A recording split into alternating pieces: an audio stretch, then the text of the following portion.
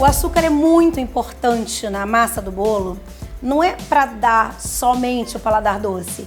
Ele precisa formar uma calda na estrutura do bolo enquanto está no tempo de cocção, para depois de frio ele estruturar o bolo. Então, uma retirada ou uma alteração nessa quantidade altera a estrutura desse bolo. Essa massa sem o açúcar, ela já tem um volume bem menor do que a massa tradicional, ela é mais líquida, ela é menos densa e você pode reparar que ela é menos aerada também. A massa tradicional, a receita da nossa vovó, quando está crua antes do período de cocção, ela vai ficar com um volume maior, porque tem o grão do açúcar, que tem uma granulometria relativamente alta. Ela vai ficar mais densa na mistura e ela vai ficar mais aerada, porque leva mais tempo de batedeira.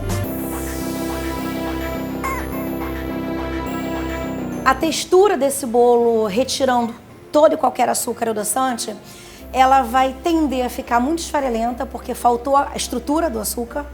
Ela vai tender a ficar maçuda, como fosse uma massa de pão, e com um volume bem menor do que a receita tradicional. O sabor desse bolo, ele é quase salgado.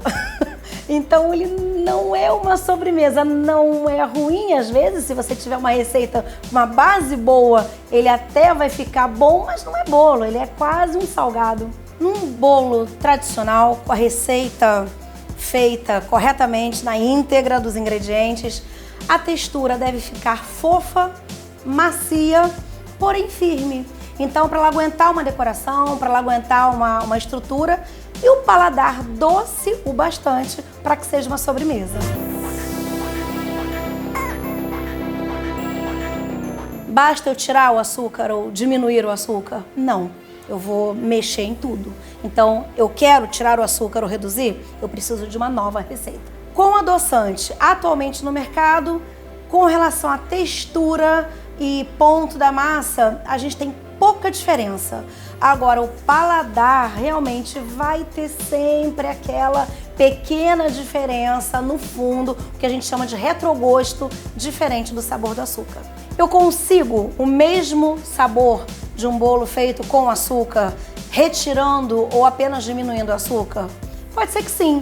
E cadê essa receita nova, então, sem açúcar ou com pouco açúcar?